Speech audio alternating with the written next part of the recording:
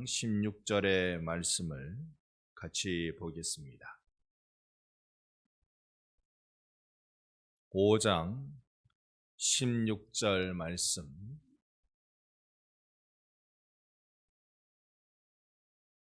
우리 같이 한번 읽어봅니다. 너는 내 하나님 여호와께서 명령한 대로 내 부모를 공경하라.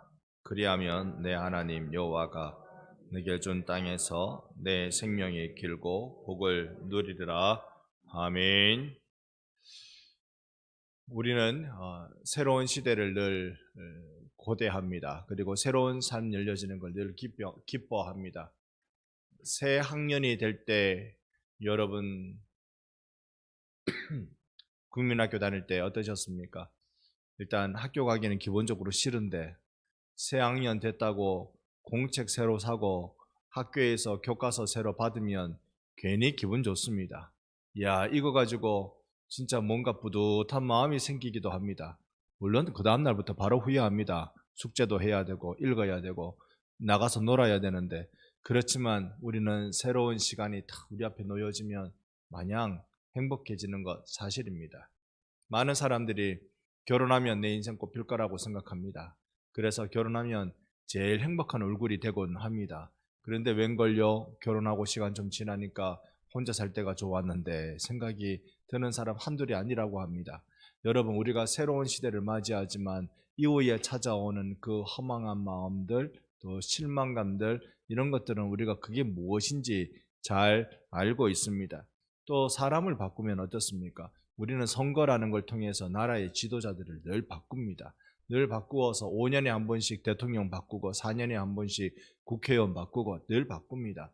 또 그대로 되기도, 국회의원들은 그대로 되는 수도 있기도 합니다만은, 그럴 때마다 늘 사람 바꿔놓으면 이제 좋아지겠지, 사람 바꿔놓으면 이제 정말 이 나라가 잘 되겠지 기대감을 갖습니다만, 시간 좀 지나면 다 그 사람이 그 사람이다. 이거 우리 학습되고 경험된 그런 내용들 아니겠습니까? 왜 그럴까요? 그건 인간의 본성이 악하기 때문에 그렇습니다. 예레미야 17장 9절에서는요, 이 인간의 본성의 악함을 그대로 표현해 주는데 같이 한번 읽어보겠습니다. 만물보다 거짓되고 심히 부패한 것은 마음이라 누가 능히 이를 알리오마는. 참 그런 것 같아요. 만물보다, 세상에 그 어떤 것보다도 가장 거짓된 게 뭐냐면, 가장 부패한 게 뭐냐면 내 마음이라고요. 여러분, 여기가 얼마나 많이 부패합니까? 그 사람에 대해서 내가 기대하기로 결정하고, 내가 그 사람 도와주기로 작정하고, 이렇게 하면서 그 사람이 할 수 있는 일을 돕고자 우리가 노력하기로 하고, 그렇게 했음에도 불구하고 조금만 지나면, 조금만 우리한테 실망감을 주면 탁 등을 돌리고 사는 게 우리입니다. 만물보다 심히 부패한 게 우리입니다. 어떤 사람들은 그렇게 말하잖아요. 짐승보다 못하다. 그렇게 말하잖아요. 짐승보다 못하다. 참으로 만물보다 심히 부패한 게 우리들입니다. 아무리 좋은 계획을 갖고 있더라도, 내 마음이 아무리 강렬한 마음이 일어난다 하더라도, 그리고 우리 모두 다가 다 하나가 되는 의지를 갖고 있다 하더라도, 그래서 멋진 출발을 했음에도 시간 문제지 쉽게 다 허물어지는 것이 인간지사입니다. 인간의 본성의 문제는요, 이게 내부에서 해결될 게 아니고요, 외부에서 무언가 들어와야 해결되는 게 인간의 본성의 문제인 것 같아요. 원래는 안 그런데 타락 이후에 나타나는 인간의 본성은 그렇습니다. 그래서 성경은 우리가 늘 주일마다 함께 듣는 에스겔 36장 26절이 뭐라고 말합니까? 같이 읽어봅니다. 또 새 영을 너희 속에 두고 새 마음을 너희에게 주되 너희 육신에서 굳은 마음을 제거하고 부드러운 마음을 줄 것이며. 아멘. 아멘. 그러니까요, 새 영을 내게 주님이 부어주셔야 이 만물보다 심히 거짓되고 부패한 이 마음이 여기에 굳은 마음이 제거되고 부드러운 마음이 다시 돋아나게 될 줄로 믿습니다. 성령이 내게 오셔야 사실은 이게 되는 일입니다. 내 마음이 아닌 하나님 주시는 마음이 필요한 것이고요, 새 영이 부어줄 때 성령이 오셔야 나에게 이런 변화가 일어나는 것입니다. 오늘 성령이 우리 마음에 오셔서 여러분과 저를 새롭게 해주시기를 간절히 소망합니다. 여기는 시내산입니다. 우리가 알고 있는 시내산 말입니다.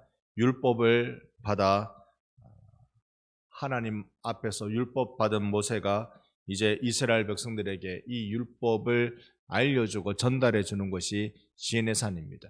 새벽기도 나오시는 분들은 지금 본문이 계속 시내산에서 하나님의 계시를 받고 있는 장면들로 채워져 있다는 걸 잘 아실 것입니다.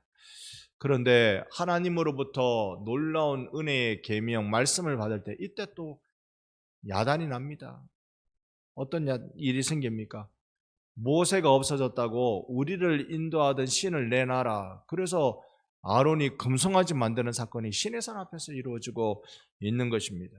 그러니까 시내산에서 하나님의 율법을 받지만 이스라엘 백성은 그 본성상 악함을 그대로 드러내고 있는 중에 있었습니다.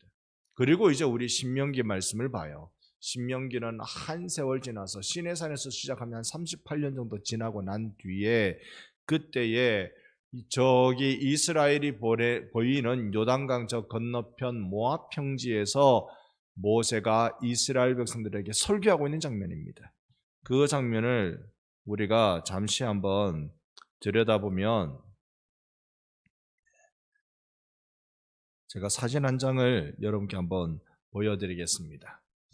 네, 조금 크게 확대해서 보면요, 여기가 이스라엘이 노예로 있던 애굽이었습니다. 그래서 이 비아히롯 여기 이 해변에서 뒤에서는 애굽 군대가 쫓아오고 앞에는 홍해가 가로막혀 있는 그런 시간이었죠. 그래서 이 홍해를 건넙니다. 건너고 한참 물이 없어 목말랐던 마라, 쓴물, 먹지 못할 물, 여기에 나무를 던졌더니 달게 되었더라 하는 그 내용, 그리고 엘림으로 하나님이 인도하셨고 쭉 내려옵니다. 그러면서 시내산에 다다르게 됩니다. 이 시내산에서요, 이 시내산에서 이스라엘은 하나님의 말씀, 계명, 요약하는 10계명을 받습니다. 그리고 이들이 이제 어디로 가느냐면 가데스 바네아라는 지역으로 갑니다. 여기에 12정탐꾼을 보내죠. 12정탐꾼을 보내면서 이곳 가나안이 어떻게 되었는지, 하나님이 우리에게 주신 이 가나안 땅이 얼마나 살기 좋은 땅인지 그들로 정탐하게 합니다. 그런데 웬걸요, 돌아와서 보고하는 게 그 내용이 끔찍합니다. 다 12명의 정탐꾼 중 10명은 우리가 저들 앞에 참 메뚜기입니다. 우리가 저들 앞에 꼼짝 못할, 우리는 들어가면 다 죽습니다. 그 다음에 딱 2명만 저들은 우리의 밥입니다. 하나님이 우리에게 붙여주시면 우리가 능히 이깁니다. 2명 이름이 누굽니까? 여호수아와 갈렙. 우리 이럴 때는 그런 이름들 알아줘야 돼요. 알아줘야 돼요. 나머지 10명 이름은 누굽니까? 몰라도 돼요. 몰라도 돼요. 알아줘야 될 사람만 알아주면 돼요. 알아줘야 될 사람만 알아주면 되지. 이 10명, 땡, 2명, 딩동댕, 땡, 딩동댕. 그러니까 어디 전국 노래자랑 같은데 오늘 진주에서 뭐 한다면서요. 뭐 해서 진주 지금 뭐 교통 난리라면서요. 그럼에도 여러분 예배 가운데 나오신 여러분을 보니까 거기 간다고 한 사람, 그 사람들 이름은 나 하나도 관심 없어요. 여기 나온 여러분들만 알면 돼. 하나님을 예배하려고 나온 여러분들만 알면 되는 거죠. 여러분, 여기에 이 불신앙적 반응 때문에 이스라엘은 여기 신광야 중심으로 여기에 몇 년 동안요? 38년 동안이나 뱅글뱅글 돕니다. 방황이라는 거 합니다. 민수기 방황이 여기에서 이루어집니다. 이 방황하고 이제 방황이 끝날 무렵 이때가 광야 2세대들이 이제 주도적 역할을 하게 되는 때입니다. 그 광야 2세대들을 데리고 이 모세는 모압 평지까지 가게 됩니다. 이 모압 평지라는 곳은요, 여기가 요단강이 흐르면 예루살렘이 이 어디쯤 있겠군요. 이런 식으로 이쪽 그 지역이 이스라엘 지역으로 많이 유명합니다. 이쪽은 이스라엘 2지파 반에게만 줬고요. 나머지 10지파 반에게는 아홉 지파 반에게는 이 땅을 주게 되는 거죠. 이 모압 평지 여기에서 느보산이라는 이곳에서 모세가 여기서 죽습니다마는 모압 평지에서 마지막으로 모세가 이스라엘 백성들, 즉 광야 2세대들에게 설교를 해요. 한 3편 설교를 하는데요. 설교를 하는데 그 설교 내용 중에 하나가 오늘 우리가 읽은 이 말씀이라는 것이죠. 네, 사진 지워주시고요. 이제 여기에 어떻게 하면 이스라엘 백성에게 새로운 땅 가나안에 들어가서 하나님의 나라를 건설할 수 있을까에 대한 내용인데, 새로운 거란 건 사람들이 사실 늘 다 경험해 봤습니다. 노예로 살다가 자유시민이 되는 그 새로운 경험이란 엄청난 거잖아요. 그럼에도 불구하고 노예로 돌아가고 싶다고 외쳤던 것이 광야 1세대. 모압 평지에서 설교를 듣고 있는 그들의 아버지 어머니들이 그렇게 해가지고 불신앙, 불평통해서 광야에서 다 방황하다가 거기에서 다 죽어버렸단 말이죠. 그러니까 뭔가 새롭다 이것만으로 해결이 안 돼요. 새롭다. 새로움만 추구해가지고는 인생의 순간순간 찰나적인 그 기쁨이나 재미가 있을지는 모르지만 그걸로 내 인생이 바뀌어지는 법은 없습니다. 어떻게 해야 될까? 인간의 본성을 거스르는 일이 필요하거든요. 하나님이 주신 생명력으로 우리 안에 있는 타락한 본성을 거스려 나가는 이 전쟁, 이 힘겨운 전투를 해내가야 하는 것입니다. 성령이 하나님의 말씀을 따라 세상을 거슬러 가는 야성을 우리에게 회복시켜 주시기를 소망합니다. 이 일, 여러분 우리가 신앙생활의 점진적인 성장이라는 걸 이룰 수 있는 방법은 이겁니다. 성령님께서 내게 말씀해 주신 것을 따라 살아갈 힘을 주시는 것, 그 힘을 의지하고 자꾸 도전하고 자꾸 우리가 이렇게 말씀 붙들고 순종의 자리에 나가는 연습하지 않으면요, 내 신앙은 예전이나 지금이나 똑같습니다. 똑같습니다. 뭔가 새로운 일을 해나가기 위해서 얼마나 많은 힘겨운 일이 필요합니까? 그게 이 껍질 깨기라는 표현을 많이 씁니다. 새가 처음에는 알이었잖아요. 알은 그거 우리 프라이 해먹기 제일 좋지 뭐. 알입니다. 알. 아무것도 아니에요. 그런데 그게 기온 조건이 맞고 여러 가지 그게 제일 좋은 게 어미품이었습니다만, 그렇게 해가지고 알 껍질 이제 연해지고 안에 이 새가 아기 새로 이렇게 모양이 변해져 있을 때, 그런데 그가 해야 될 게 있어요. 엄마가 절대 못 도와주고 안 도와주는 일이 있어요. 그게 뭐죠? 껍질 깨고 나오는 거예요. 엄마가 절대 안 도와줍니다. 엄마 새가 자기 연약한 부리로 발톱으로 껍질을 깨고 나와야 돼요. 그래야 새로운 세상이 열립니다. 껍질을 안 깨면 맨날 새해가 다가오지만, 새 아침이 다가오지만 그냥 껍질 안에 그대로입니다. 우리의 신앙생활이 정말 껍질 깨는 일을 날마다 경험하기를 원합니다. 이 일이라는 건 어떤 일이냐면요, 참 우리 살아보니까 새로운 세상이 더 있더라 그런 거 경험하잖아요. 여러분, 우리 아기 때는 그저 엄마 품 안이 제일인 줄 알았는데, 이제 좀 걸어서 나가서 뛰노니까 엄마 품 안보다는 놀이터가 더 재밌거든요. 놀이터가 제일인 줄 알았는데 학교 가니까 친구들하고 이렇게 동전치기 좀 해보셨습니까? 그게 영 더 재밌거든요. 동전치기 재밌는 줄 알았는데 동네에 생긴 오락실에 가니까 그게 더 재밌던데, 그 오락실만 가는 거 재밌는 줄 알았더니 이제 중학생 돼가지고 친구들하고 손잡고 롤러스케이트장 가니까 그게 영 재밌던데, 여러분 안 가보셨구나. 저는 열심히 댕겼습니다. 그런 게 영 더 재밌던데, 이게 새로운 게 점점 열리고 내가 해야 될 사명도 마찬가지입니다. 내가 내 집안, 내 가정만 지키면 되는 줄 알았더니 생각을 좀 해보고 경험을 좀 해보니까 아니구나, 내가 내 교회를 지켜야 되겠구나, 또 이것만이 아니구나, 이거 내 나라를 지켜야 되겠구나, 이런 그 점점 더 넓은 세계가 있다는 걸 발견하는 건, 그건 내 안에 껍질이 깨지는 중에 있는 거죠. 껍질이 깨져야 됩니다. 여기에 모세가 지금 광야 2세대들에게 뭘 얘기합니까? 새로운 시대가 도래했다고 껍질이 깨지는 게 아니다. 너희들이 말씀을 의지하고 도전하고 그렇게 해야 껍질이 깨지는 거다. 그래서 도전적인 말씀을 신명기에서 5장에 다시 이 말씀을 주고 있는 겁니다. 신명기 5장은요 출애굽기 20장의 반복입니다. 출애굽기 20장은 광야 1세대들에게 주어진 10계명이에요. 그런데 출애굽기 5장에 신명기 5장에 와서요 광야 2세대들에게 다시 10계명을 전달합니다. 왜 그럴까요? 너희 부모들은 여기에 도전 못했다. 여기에 다 무너졌다. 여기 이거 성공하지 못했다. 그런데 너희들이 이거 성공 안 하면 너희들이 가나안에 들어갈 수 있을지는 몰라도 가나안에 들어가서 다 똑같다.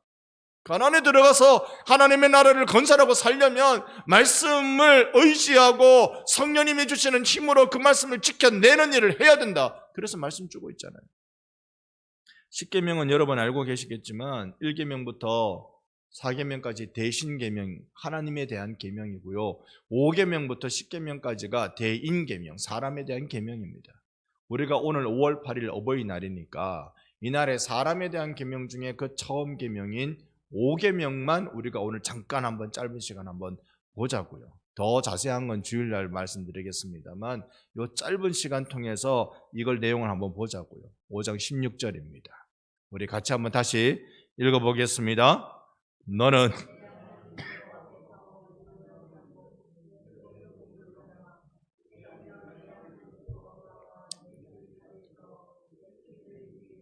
복을 누리리라. 아멘.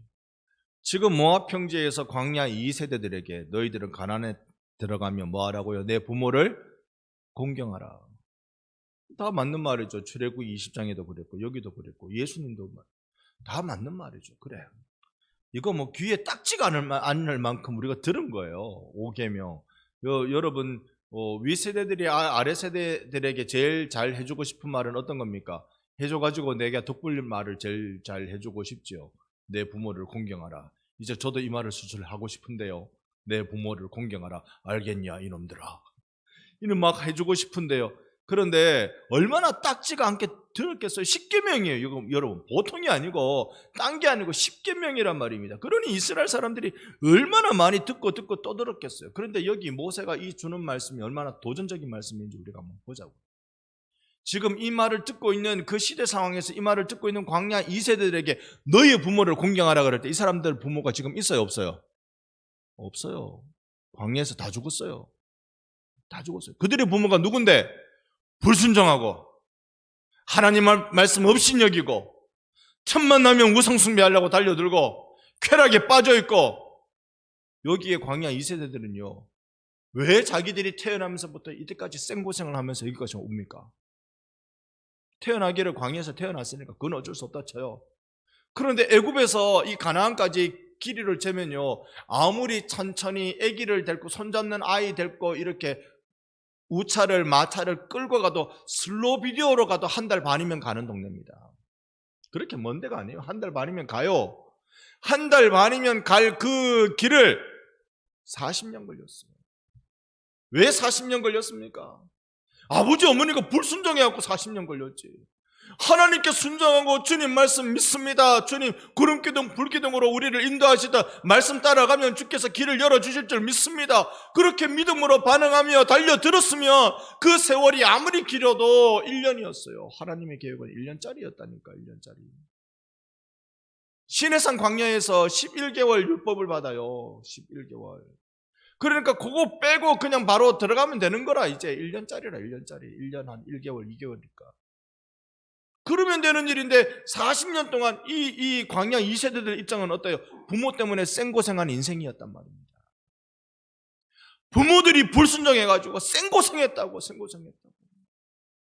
그네들 하는 말이 부모 잘못 만나가 이렇다고. 부모 잘못 만나가 내가 고생하고 부모 잘못 만나가 출세길 없고 부모 잘못 만나가 인생 살기 어렵고 내가 이렇게 지금 출세 못하고 이렇게 살아가는 게 다 없는 부모 만나가 그렇다고. 여러분 마음구석에는 그거 없나요? 없는 부모 만나가 이렇다고. 내가 좀 좋은 부모 만나가 그때 내가 중학교만 나와서도 내가 인생을 이렇게 안 살 낀데 그때 절대 나보고 그렇게 처음 보는 그 이상한 남자한테 시집가라 소리만 안 했어도 내가 이렇게 안 살 낀데, 내가 이렇게 안 살 낀데. 부모 잘못 만나 그렇다. 광야 2세대들이요, 충분히 그런 원망할 거리들이 있어요. 원망할 거리들. 여기에 광야 2세대들이 지금 무대에 등장하려면요, 일찍 태어난 사람은 지금 나이 40 아닙니까? 나이 40이잖아요. 광야 40년이니까. 나이 40년 동안요, 먼지 날리는 사막 거기만 살았어요. 눈으로는 희한한 기적은 다 봤지. 태어날 때부터 이 기적이 상식이라. 기적이 상식이 되는 현장을 그들은 살았어요. 그럼에도 자기 아버지, 자기 어머니 불순종하고 나자빠지고 죽어가고 다 봤단 말입니다. 그런데 모세가 뭘 말합니까? 내 부모를 공경하라. 이거 지금 모압 평지에서 이 말씀을 듣고 있는 광야 2세대들은 저기 39년 전에 시내산에서 출애굽기 20장 말씀을 듣고 있는 광야 1세대들과 달라요. 그럼에도 불구하고 광야 2세대들은 이 말씀을 붙들어야 하는 세대였습니다. 오늘 우리들의 인생은 어떤 걸까요? 여러분 마음에 내 마음이 아닌 주님의 마음으로 채워지기를 소망합니다. 원망이 아니라 감사가 채워지시기를 축복합니다. 바꿔야 돼요. 새로운 일, 새로운 시간이, 새로운 시대가 열려진다고 해서 해결되는 게 아니라고요. 여기가 새로워져야 되지. 여기가 눈에 새로운 것, 귀에 새로운 것, 향기로 새로운 것, 그걸로 내 인생이 바뀌어지지 않습니다. 잠깐은 행복할 수 있죠. 잠깐. 그래서 흔히 결혼의 행복은 신혼여행 때 끝난다. 잠깐의 행복할 수는 있죠. 그러나 여기 이 안에 내 마음이 아닌 주의 마음으로 바꿔치게 될 때, 그때 내가 부모를 진짜로 공경할 수 있는 겁니다. 여러분에게 있어서 부모 공경은 어떻습니까?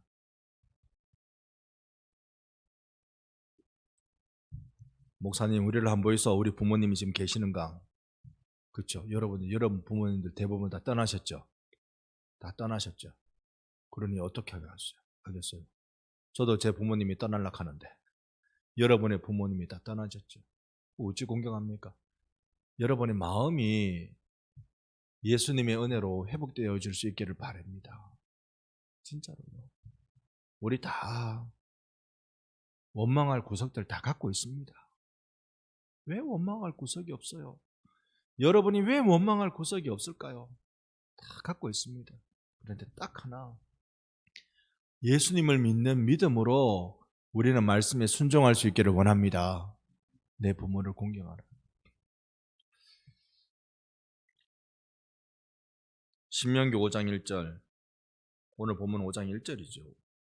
같이 한번 읽어보겠습니다. 모세가 오늘 내가 너희의 귀에 말하는 규례와 법도를 듣고 그것을 배우며 지켜 행하라. 아멘. 모세가 지금 계명을 주며 신신당부를 하고 있는 것입니다. 이스라엘을 다 불러 모아가지고 내가 지금 너희의 귀에 들려주는 거, 그거 배우고 지켜라. 그래야 산다.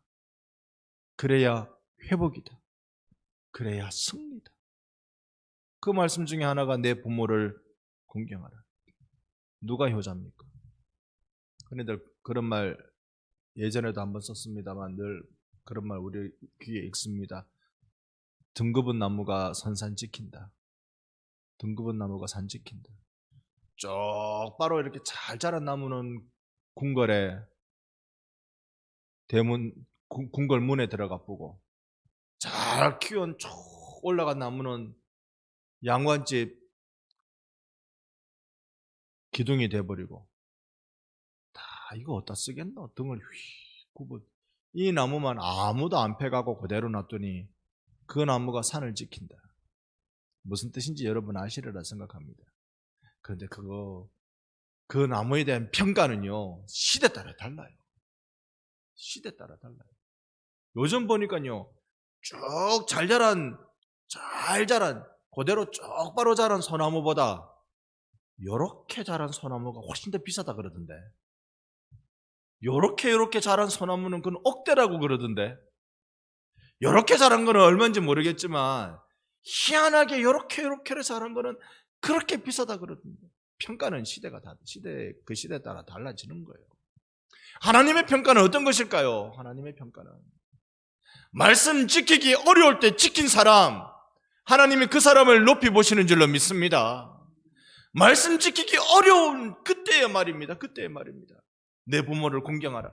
이 말씀 지키기 어려운 그때의 말씀을 지킨 그 사람에 대해서 하나님의 평가는 다를 거잖아요. 세상의 평가는 얼마나 출세했고, 얼마나 명예를 쌓았고, 얼마나 경력이 대단하고, 어떤 일 이런 걸로 자꾸 얘기하는데 하나님의 평가는 다르잖아요. 말씀에 대한 평가잖아요.